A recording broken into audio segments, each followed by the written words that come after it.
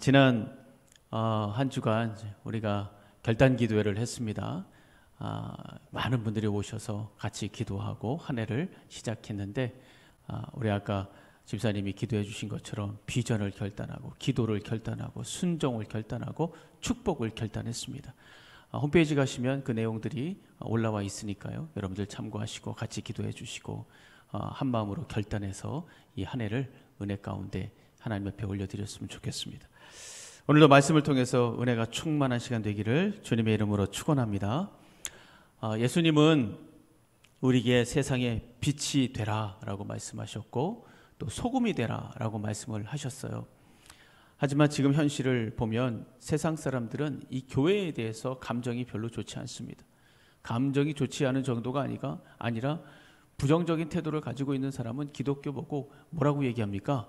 개독교라고 얘기하잖아요. 개독교. 참 가슴이 아픈 일입니다. 그래서 그렇게 개독교라고 비난을 하면서 교회는 다 똑같다. 목사들은 다 똑같다.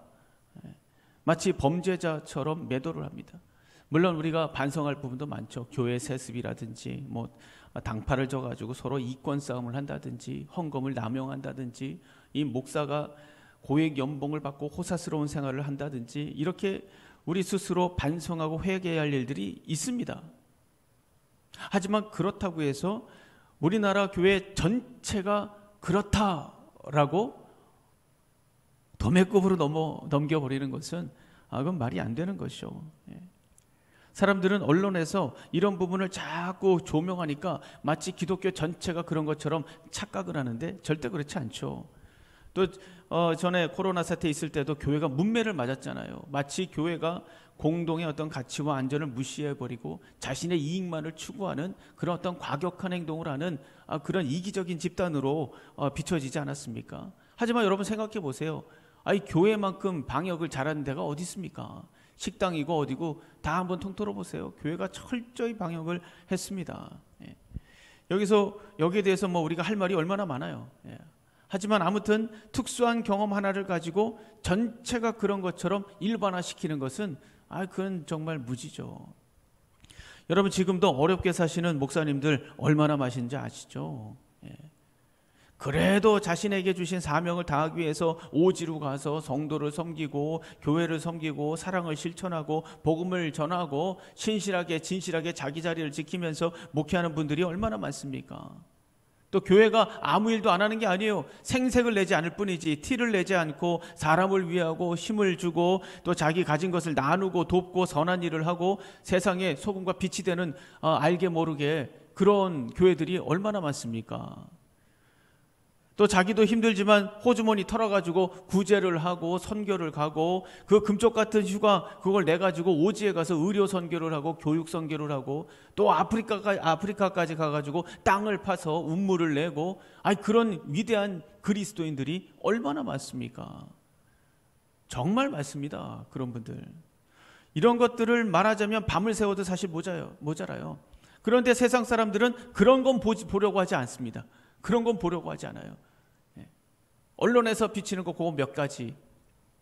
루마니아에서 공산혁명이 일어났을 때 끝까지 복음을 포기하지 않고 계속해서 복음을 전하겠다고 자기의 신앙을 지킨 분이 있어요. 범브란트라는 목사님이 계십니다.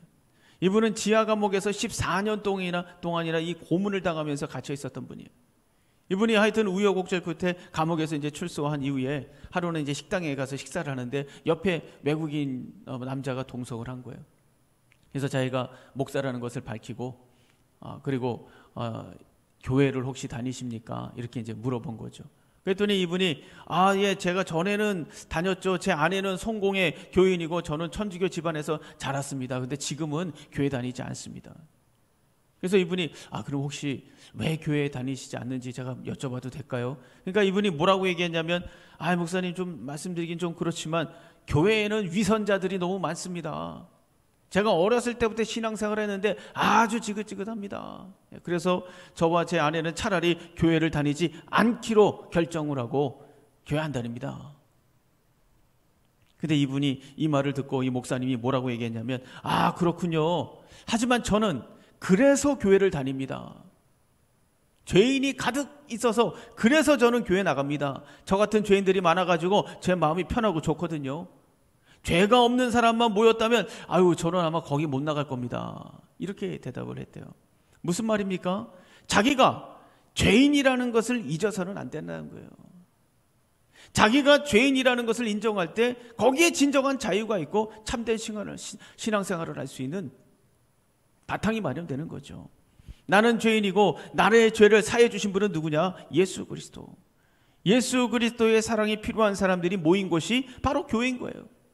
물론 세상에 빛이 되지 못하고 소금이 되지 못하는 교회들 있습니다. 그런 목회자들 있습니다. 그런 그리스도인들도 있습니다. 그러나 복음으로 수많은 사람들을 구원하고 변화시키고 어둠을 걷어내고 새로운 미래를 보게 만들고 새로운 인생을 살게 하고 이 세상이 썩어가지 않도록 붙들고 있는 것도 교회입니다. 교회. 그렇지 않습니까? 여러분 노아 방주를 생각해 보세요. 그 속에는 더러운 냄새가 나는 동물들이 가득했습니다. 그 동물들이 가득했으니 그 냄새가 얼마나 났겠어요? 서로 소리를 질러댑니다. 울어댑니다. 똥을 쌉니다. 싸우고 뭐 제멋대로죠. 그러나 그 배 안에 있을 때 거대한 홍수를 피하고 새로운 세상으로 나아갈 수 있지 않았습니까? 아, 난 여기 냄새나서 못 있겠습니다. 그러고 뛰어내리면 끝나는 거예요. 은혜죠, 은혜. 그 안에 있다는 것 자체가 은혜입니다, 은혜. 하나님의 놀랍고 크신 은혜입니다. 아무튼 세상 사람들은 작은 틈만 생기면 교회를 비난하고 그리스도인들을 무시하고 복음을 거부하고 그것이 이 교회의 전부인 것처럼 도매급으로 몰아세우고 비난하고 욕을 하고 거부해버립니다. 참 왜 그럴까요? 그래서 오늘 말씀을 잘 들어보시면 아, 세상 사람들이 왜 그렇게 교회를 싫어하고 복음을 거부하는가 이거 알 수 있습니다. 그리고 그들의 최후는 어떻게 되는 것인가, 그리고 그들에게도 기회는 남아있는가, 이 부분에 대해서 말씀해 주시고 있어요. 우리 그리스도인들도 이걸 정확하게 알고 계셔야 돼요. 이걸 정확하게 알고 계세요. 왜 세상 사람들이 교회를 거부하는가, 왜 말도 안 되는 질문을 그렇게 던지는가, 이거를 정확하게 알고 있어야 됩니다. 왜냐하면 그래야 우리가 복음에 있어서 당당할 수가 있어요. 복음에 있어서 당당할 수가 있습니다. 그리스도인의 삶에 있어서 자긍심을 가지고 자부심을 가지고 당당할 수 있습니다. 어떤 공격이 와도 흔들리지 않고 당황하지 않고 넉넉하게 감당할 수 있어요. 오늘 말씀을 통해서 복음의 위대함을 다시 한번 확인하시고 불신자들에 대한 긍휼의 마음이 일어나고 복음 전도에 대한 새로운 사명과 용기가 일어나기를 주님의 이름으로 축원합니다. 저번 주에 우리는 예수님께서 자신이 세상의 빛이다 라고 말씀하셨잖아요. 자신을 증언하시는 말씀을 가지고 말씀을 나눴습니다. 어떻게 증언하셨습니까? 세 가지 방향으로 증언하셨죠. 첫째는 너희는 어디서 오며 어디로 가는지 모르지만 나는 어디서 오며 어디로 가는지 안다. 자기의 기원과 자기의 정체성에 대해서 그리고 미래에 대해서 안다고 말씀하신 거죠. 두 번째는 너희는 육체를 따라서 판단할 수밖에 없기 때문에 한계를 가지고 있다. 그래서 제대로 판단할 수 없다. 그러나 나는 참되다. 나의 판단이 참되다. 왜? 하나님과 함께하고 있기 때문에. 세 번째는 뭡니까? 두세 증인이 필요하다. 너희가 말하는 율법의 기준을 적용해도 나는 완전하다. 왜냐하면 아버지가 나를 증언하셨기 때문에. 구약 성경을 통해서 세례 요한을 통해서 병고침과 또 기적을 통해서 증언하셨다. 이렇게 세 가지를 가지고 자신을 증언하셨습니다. 오늘 말씀은 예수님이 세상의 빛이라고 선포하셨는데 이 유대인들이 바리새인들이 이 말씀을 가지고 계속 또 시비를 걸고 논쟁을 이어갑니다. 먼저 19절 보세요. 우리 19절 다 같이 한번 읽어보겠습니다. 19절 다 같이 시작.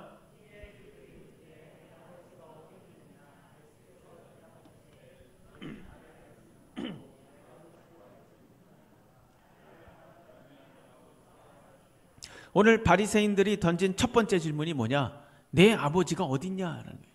너의 아버지가 어딨냐?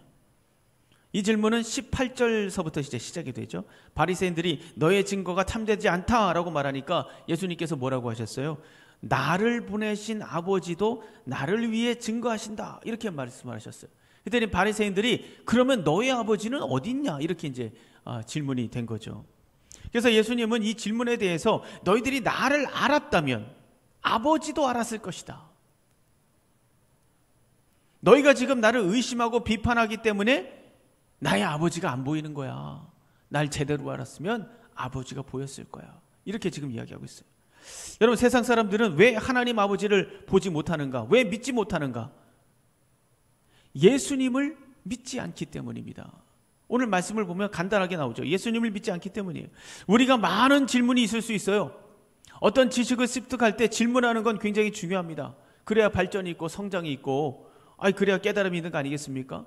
그러나 이 영적인 부분에 있어서의 질문, 영적인 질문에 있어서는 질문이라는 것이 별로 도움이 되지 않는 경우가 많아요.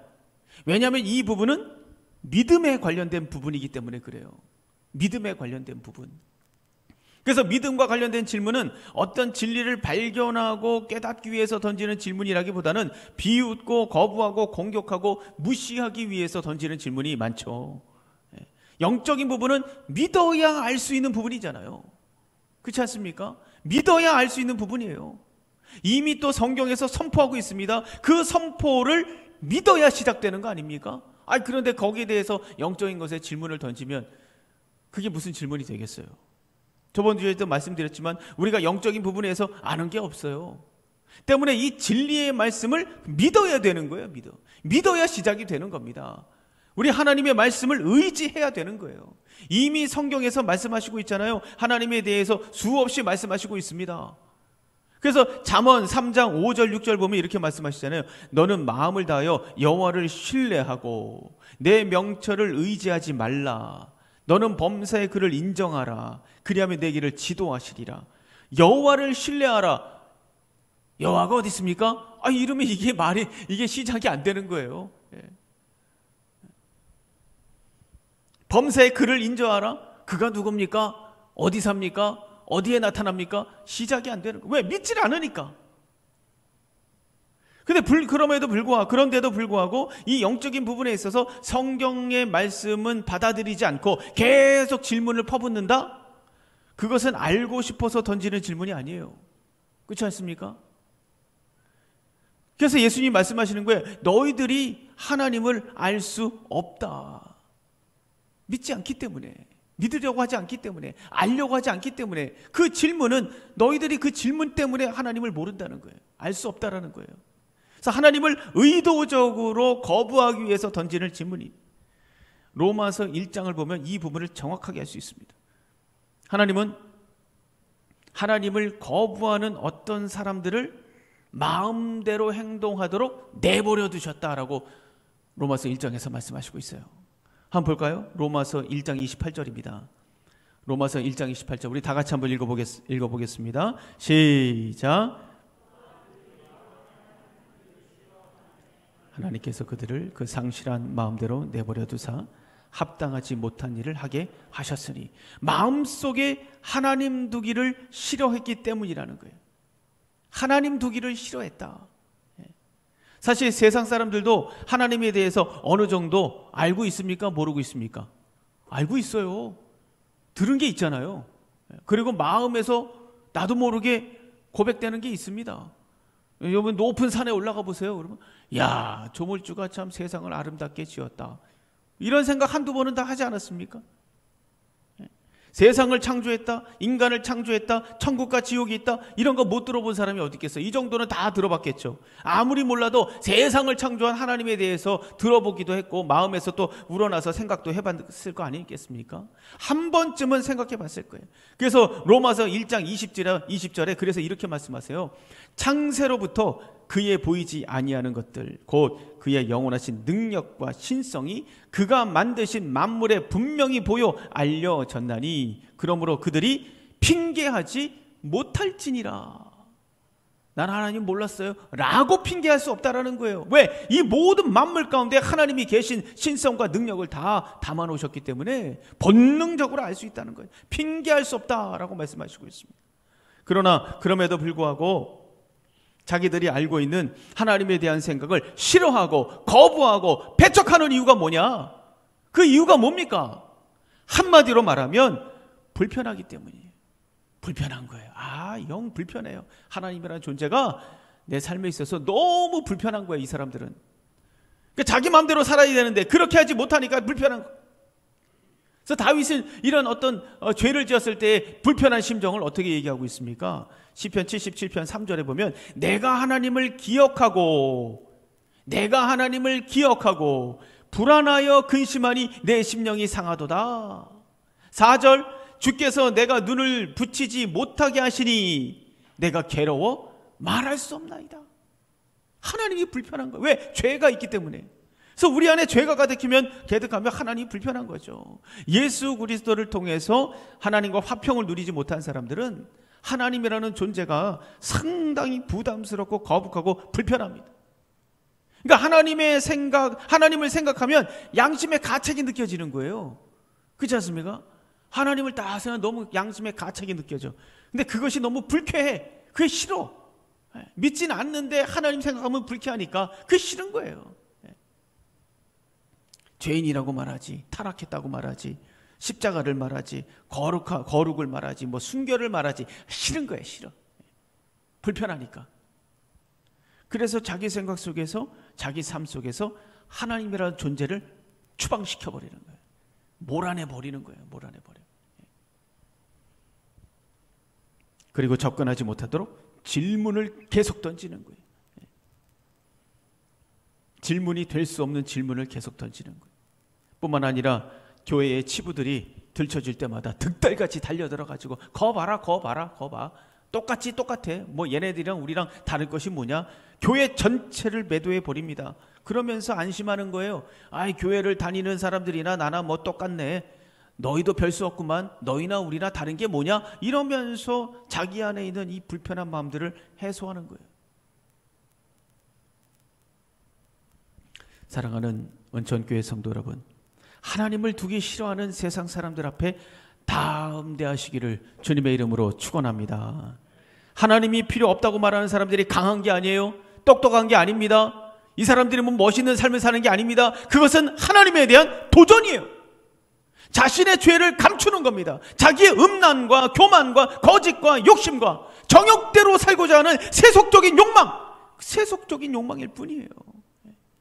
죽음의 문제를 해결하지 않는 어리석음, 게으름, 하나님을 바라볼 수 있는 기회조차 던져버리는 무지입니다. 폐역이에요. 이걸 우리가 분명히 알아야 됩니다. 우리가 하나님이 살아계시다는 것을 믿습니다. 이게 기적이에요. 얼마나 큰 기적입니까?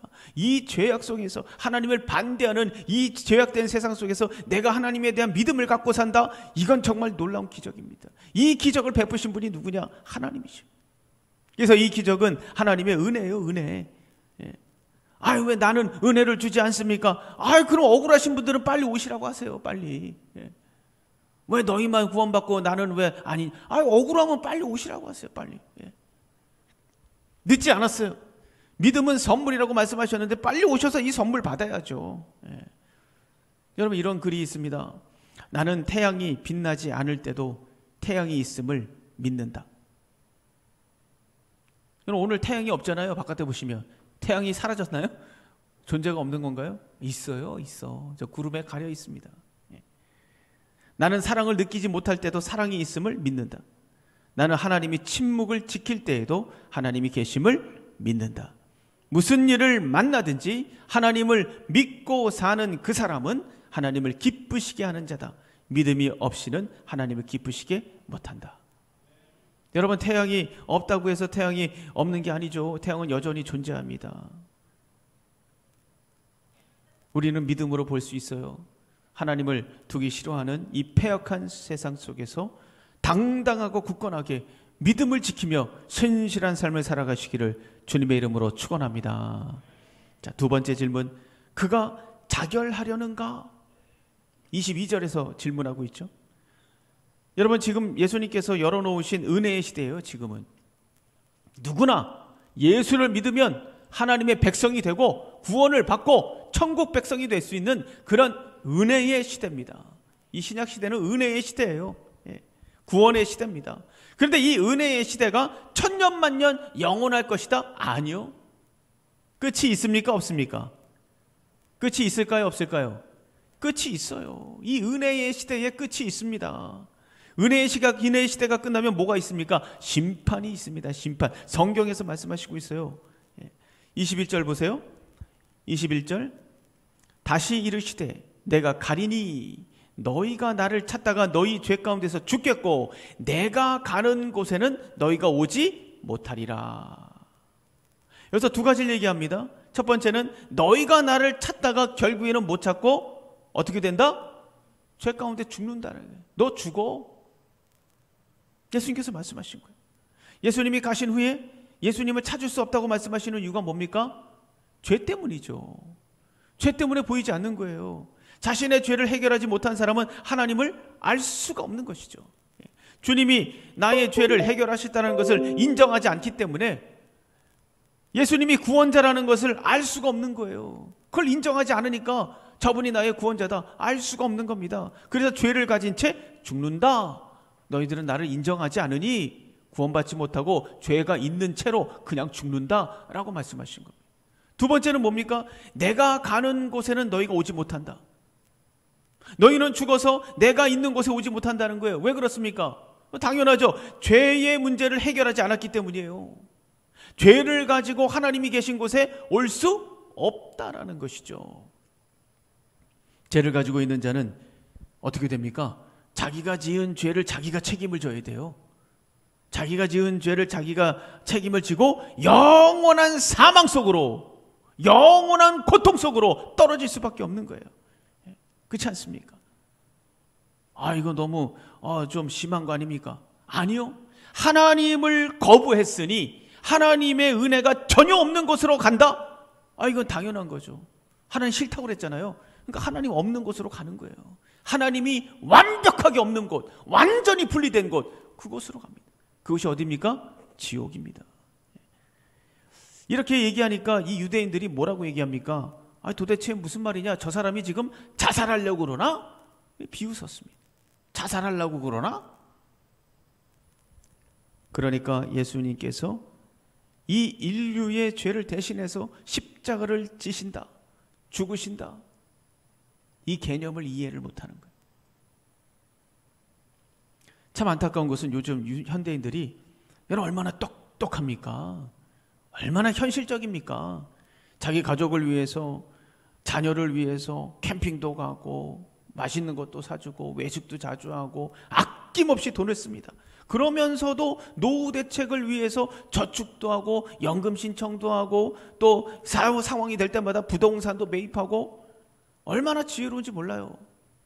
또 건강을 위해서는 어떻습니까? 시간을 쪼개가지고 교회 갈 시간은 없어도 새벽 예배할 시간은 없어도 시간을 쪼개서 운동을 합니다. 헬스장 갑니다. 필라테스도 하고 수영도 하고 또 이 보양을 위해서라면 여기저기 다니면서 맛집 찾아다니면서 이게 건강에 좋대 저게 건강에 좋대. 자기 몸을 얼마나 잘 건사합니까? 아주 좋은 거예요. 아프면 의사에게 바로 달려갑니다. 건강검진 정기적으로 받습니다. 적절하게 휴가도 갑니다. 여행도 갑니다. 이렇게 이 사람들은, 요즘 사람들은 정말 자신의 미래를 위해서 철저하게 준비하고 노력하고 건강하고 멋지게 살려고 애를 쓰는 것 같아요. 아주 건강한 거죠. 그런데 문제는 뭐냐? 하나님을 만날 준비를 안 해요. 다른 준비는 다 하는데 왜 하나님을 만나는 준비를 안 하는지 몰라요. 자기가 자기에게 영혼이 있다라는 것을 알 거 아니에요. 그 영혼은 누구한테 맡겨야 되는가? 도대체 왜 죽음의 준비, 미래의 준비, 하나님을 만날 준비를 하지 않는가? 이 은혜의 시대가 영원할 것처럼 살아갑니다. 그러나 중요한 것은 분명히 여러분 아셔야 돼요. 끝이 있다는 거예요. 끝이. 언젠가는 반드시 하나님을 만날 날이 온다. 우리가 하나님의 심판대에 서기 전에 주 예수 그리스도를 인격적으로 만나셔야 돼요. 인격적으로. 저분이 나의 주님이시고 나의 왕이시고 저분이 나의 구원자시다. 인격적으로 여러분 만나셔야 돼요. 그리고 죄의 문제를 해결해야 됩니다. 근데 어떤 분은 그런 말을 하시더라고요. 목사님, 그러면 이 세상에서 마음껏 살다가 그 심판대 앞에 딱 갔을 때 그때 예수 믿겠습니다. 이렇게 얘기하면 안 될까요? 여기서 예수 믿겠다고 얘기하나, 하나님 앞에 가갖고 예수 믿겠다고 하나, 그 뭐가 다릅니까? 믿는 거 똑같은데. 그렇게 하면 안 되겠습니까? 그렇게 얘기하는 거예요. 여러분 어떻게 생각하세요? 그래도 괜찮지 않을까요? 죄송하지만 이런 얌체 같은 생각은 통하지 않습니다. 왜 안 될까요? 그것은 예수를 믿기 때문에 고백하는 게 아니죠. 왜 고백하는 거예요? 두려움과 공포와 고통 때문에 고백하는 거 아니겠습니까? 있으면 믿고 없으면 그만이고 이런 식이죠. 여전히 자기를 위한 선택이요, 자기를 위한 선택. 예수님을 이용하려고 하는 것이지 그분을 나의 주인으로 모시는 건 아니죠. 다시 말하면 주님을 향한 진정한 마음을 가늠할 수 있는 곳이 아니에요. 그렇지 않습니까? 하나님의 심판대 앞에 선 사람은 진정한 주님을 향한 마음을 가늠할 수 없습니다. 그래서 그곳은 심판하는 곳이지 기회를 줄 수 있는 곳이 아닙니다. 그렇지 않습니까? 기회는 바로 지금이에요. 지금, 오늘, 이 시간. 예수를 영접하지 못하셨다면 이 시간 영접하세요. 지금이 기회입니다. 지금이 기회가 있는 은혜의 시다라는 것을 여러분 믿으시기를 주님의 이름으로 축원합니다. 예수 그리스도의 십자가 앞에 인격적으로 반응하고 감격하고 감사하고 찬양하고 경배하는 삶을 살 수 있는 기회, 인격적으로 만날 수 있는 기회, 그 기회가 바로 지금이에요. 그럼에도 불구하고 우리가 가진 죄의 문제를 해결하지 않는다? 그러면 심판대 앞에서 우리는 우리 자신의 죄를 짊어지고 영원한 고통 속으로, 하나님과 완전히 분리돼서 영원한 고통 속으로 지옥으로 갈 수밖에 없습니다. 하나님과 완전히 분리가 되는 거예요. 사랑하는 성도 여러분, 끝이 있습니다. 언제 오실지 아무도 몰라요. 언제까지 나에게 기회가 주어질지 모릅니다. 베드로후서 3장 10절 이렇게 말씀하시죠. 그러나 주의 날이 도둑같이 오리니 그날에는 하늘이 큰 소리로 떠나가고 물질이 뜨거운 불에 풀어지고 땅과 그 중에 있는 모든 일이 드러나리로다 라고 말씀하고 있어요. 예수 그리스도를 믿는 자는 이 날이 두려운 날이 아니에요. 우리는 이 날이 두려운 날이 아니에요. 멸망의 날, 재앙의 날이 아닙니다. 이 날은 어떤 날입니까? 축제가 벌어지는 날이에요. 영광이 임하는 날입니다. 모든 고통과 고난과 질고가 떠나가고 털어내고 덩실덩실 춤을 추는 날이 바로 이 날입니다. 그러나 죄의 문제를 해결하지 못한 사람들은 이 날이 바로 멸망의 날, 영원한 고통 속으로 떨어지는 사망의 날이에요. 사망의 날. 주님이 오시는 마지막 그날이 여러분은 물론이고 여러분이 사랑하시는 모든 분들에게 축제가 되는 날이 되기를 주님의 이름으로 축원합니다. 마지막 세 번째 질문입니다. 마지막 세 번째 질문은 뭡니까? 너가 누구냐? 너 누구야? 이 질문에 예수님은 명확하게 말씀하시고 있어요. 아주 분명하게 말씀하고 있죠. 25절 보세요. 25절 우리 다 같이 한번 읽어보겠습니다. 25절 시작.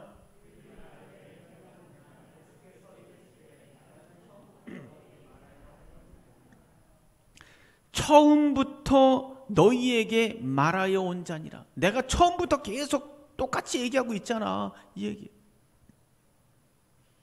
이것은 요한복음 5장 18절 보면 알 수 있어요. 예수님이 하나님을 친아버지라고 말씀하시고 하나님과 동등한 분이다 라는 것을 말씀하신 부분을 가리키는 거예요. 그러니까 오늘 본문 24절에서도 내가 그인 줄 믿지 아니하면 이라고 말씀하실 때 내가 그인 줄이라는 말은 나는 스스로 있는 자다라는 뜻입니다. 그러니까 예수님은, 이 예수님 말씀처럼 예수님은 지금까지 자신에 대해서 일관성 있게 계속 얘기하고 오시는 거예요. 처음부터 계속 일관성 있게 자기가 누구인지를 계속 똑같이 말씀하시고 있다라는 것을 알 수 있어요. 여러분, 이게 뭘 얘기합니까? 그 사람이 말하는 게 진짜라는 걸 알 수 있는 거예요. 만약에 이 사람이 사기꾼이다, 예수님이 사기꾼이다, 정신병자다, 이렇게 일관성 있게 얘기할 수 있습니까? 못합니다. 환경과 상황에 따라서 이 말했다가 저 말했다가 거짓말 가로막으려고, 거짓말 가리려고 여기선 이거 얘기해, 저기선 이거 얘기하고, 또 정신병자는 당연히 이렇게 얘기하고 저렇게 하고 당연한 거 아니겠습니까? 사람 따라, 상황 따라, 경우 따라, 형편 따라 왔다 갔다 할 수밖에 없어요. 그러나 예수님을 보세요. 예수님은 처음부터 끝까지 흔들림이 없습니다. 그 주장이 동일해요. 내가 바로 하나님이다. 흔들리지 않습니다. 사기꾼 아니에요. 정신병자 아닙니다. 인격적으로도 알 수 있어요. 우리가 예수님을 믿을 수밖에 없는 또 한 가지 이유는 뭐냐면 26절 보세요. 26절, 내가 너희에게 대하여 말하고 판단할 것이 많으나 나를 보내신 이가 참되심에 내가 그에게 들은 그것을 세상에 말하노라 하시되. 이게 무슨 말입니까? 나도 할 말이 많아. 나도 할 말이 많아. 하지만 나는 아버지께 들은 얘기만 하겠다라는 얘기예요. 그러니까 사사로운 어떤 주장이나 감정적인 말이 아니라 철저히 하나님 아버지의 뜻만 말씀하신다는 거죠. 그래서 우리가 주님을 신뢰할 수 있는 이유가 바로 이거예요. 하나님의 말씀만 전하니까. 하나님의 말씀만 전하니까. 그리고 28절 보세요. 이에 예수께서 이르시되 너희가 인자를 든 후에 내가 그인 줄을 알고 또 내가 스스로 아무것도 하지 아니하고 오직 아버지께서 가르치신 대로 이런 것을 말하는 줄도 알리라. 그러니까 내가 들림을 받으면 내가 누군지 알게 될 것이다. 그리고 내가 한 번도 내 말을 하지 않은 것을 너희가 알게 될 거야. 이 말씀을 하시는 거예요. 그러니까 예수님은 여러분 천지를 지으신 분이고 땅과 하늘의 권세를 가진 분 아닙니까? 자기의 모든 특권을 내려놓은 거예요. 모든 특권을 내려놓은 거예요. 자기 생각을 다 내려놓은 겁니다. 하고 싶은 말 다 절제한 거예요. 끝까지 하나님 아버지의 뜻을 그대로 전하는 분이었다. 그리고 마지막 보겠습니다. 29절. 우리 29절 마지막으로 다 같이 한번 읽어보죠. 29절 다 같이 시작. 나와 함께 하시도다. 나는 항상 그가 기뻐하시는 일을 행함으로 나를 혼자 두지 아니하셨느니라. 하나님을 향한 예수님의 믿음을 볼 수 있어요. 하나님을 얼마나 신뢰하셨는지 우리가 이것을 알 수 있습니다. 결코 하나님은 나를 혼자 두지 않는다. 결코 나를 혼자 두지 않는다. 오늘 이 믿음이 여러분에게 있기를 주님의 이름으로 축원합니다. 하늘이 두 쪽 나도 벼락이 치고 태산이 무너져도 내가 벼랑 끝에 서 있어도 하나님은 나와 함께 하신다는 이 믿음. 예수님께서 십자가를 감당할 수 있었던 것도 바로 이 믿음이에요. 이 강력한 믿음이 있었기 때문입니다. 이 믿음이 오늘 여러분과 저에게 충만하게 임하기를 주님의 이름으로 축원합니다. 자, 오늘 주님은 세 가지 질문에 답하시면서 우리에게 믿음을 더 단단하게 우리의 믿음을 붙들어 주셨습니다. 우리는 이 세 가지 질문에 당당하게 답할 수 있어야 돼요. 너의 아버지가 누구냐? 우리 아버지는 전능하신 하나님이시오. 예수 그리스도는 그의 아들이시다. 그가 자결하는가? 나의 영원한 생명을 위해서 자신의 모든 것을 던졌다. 예수가 누구냐? 그는 그리스도시요 살아계신 하나님의 아들이시요 나의 구원자시다. 여러분 믿으십니까? 믿으십니까? 오늘 우리에게 주신 말씀, 이 당당한 복음을 들고 담대하게 이 세상 가운데 그리스도의 빛을 발하는 저와 여러분이 되기를 주님의 이름으로 축원합니다.